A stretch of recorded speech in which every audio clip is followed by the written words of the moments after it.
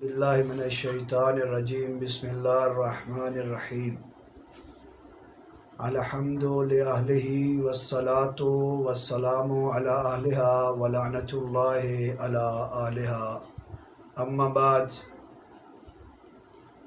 آج کا جو موضوع ہے وہ موضوع ہے جناب ابو طالب کی ذات اقدس کہ آج مولا کا ظہور پر نور ہے، مولا کا دنیا میں تشریف آوری ہے۔ امیر المومنین علیہ الصلاۃ والسلام کے والد کے ظہور کے موقع پر میں تمام مومنین مومنات محبان اہل بیت کو بالخصوص امیر المومنین علیہ الصلاۃ والسلام کے والد گرامی کے ظہور پر مولا کے ظہور ہدیہ تبریک پیش کرتا ہوں، اور تمام مومنین کے لیے اس آج بہت بڑی خوشی کے موقع پر تمام مومنین مومنات کو اس فرح کے موقع پر ایک دعا کرتا ہوں کہ مولا ہر محبان آل محمد کو امام زمانہ کا ظہور نصیب فرمائے اور معرفت امام زمانہ نصیب فرمائے۔ بس ابو طالب کے متعلق بعض لوگ کہتے ہیں کہ جناب ابو طالب نے کلمہ پڑھا ہے یا نہیں، لیکن اس کے ضمن میں ایک آپ کے سامنے وہ واقعہ نقل کرنا چاہتا ہوں جو دنیا میں نہیں، رحمت للعالمین نے معراج کی شب جب معراج پر گئے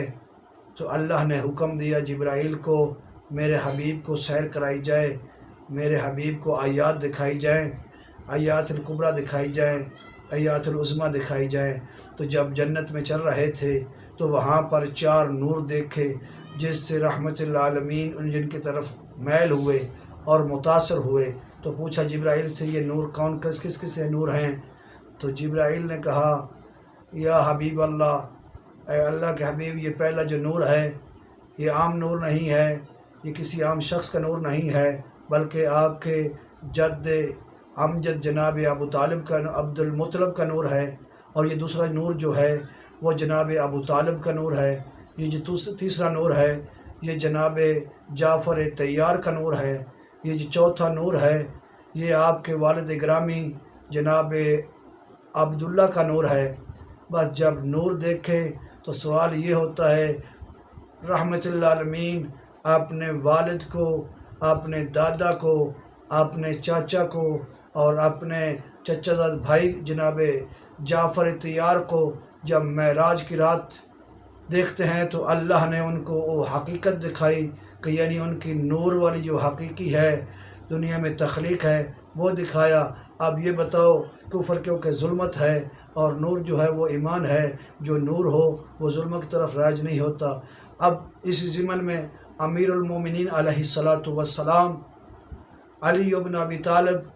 ایک دفعہ لوگوں کے درمیان میں بیٹھے ہوئے تھے تو ایک شخص کھڑا ہوا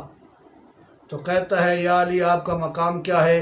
آپ کی منزلت کیا ہے؟ دیکھیں اللہ نے آپ کو کتنی شان بخشی ہے، پوری کائنات پر آپ کو حکومت دی ہے، آپ کو امیر المومنین بنایا ہے، مسلمانوں کا حاکم بنایا ہے، وہ معذب و عبیق، اور اللہ نے آپ کے بابا کو عذاب میں مبتلا رکھا ہے۔ تو امیر المومنین فرمایا فضل اللہ فاق، اللہ تیرے منہ کو توڑے۔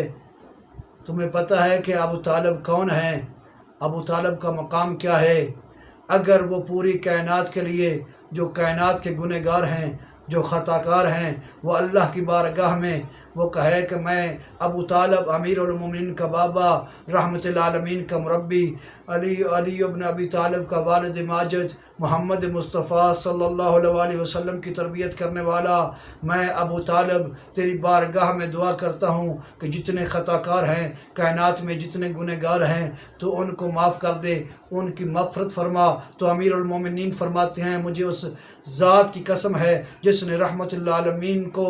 اپنا حق کا نبی بنا کر بھیجا ہے، اس ذات کی قسم ہے تو اللہ ان سب خطا کاروں کو جناب ابو طالب کے صدقے میں معاف کر دے گا۔ تو امیر المومنین چاہیے تو یہ تھا کہ آپ نے کہا جہنم میں ہے، عذاب میں مبتلا ہیں۔ امیر المومنین علیہ الصلاۃ والسلام نے یہاں پر بات کا اختتام نہیں کیا، بلکہ کیا فرمایا، تو میری بات کو یاد رکھ،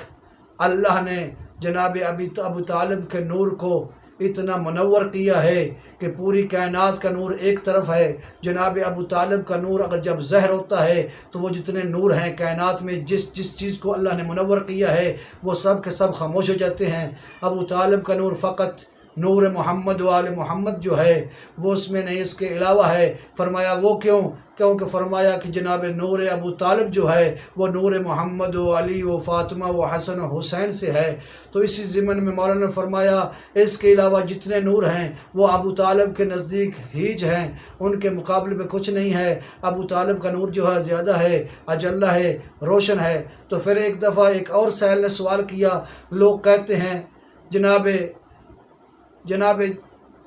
جعفر ابن محمد بن صادق جناب ابو عبداللہ سے مولا کے صحابی نے سوال کیا، مولا لوگ کہتے ہیں کہ جناب ابو طالب کو جہنم میں عذاب میں مبتلا کیا گیا ہے، وہاں پر مولانا کیسا وہ کیسے؟ کہتے ہیں کہ جہنم پر ایک برتن رکھا گیا ہے جس میں ایک ظرف ہے، اس کے میں پانی ہے، جب وہ پانی ابلتا ہے تو وہ جو عذاب ہے وہ پانی کا جو سیک ہے وہ جو وہاں پر گرمی پہنچتی ہے اس کا اثر جناب ابو طالب کے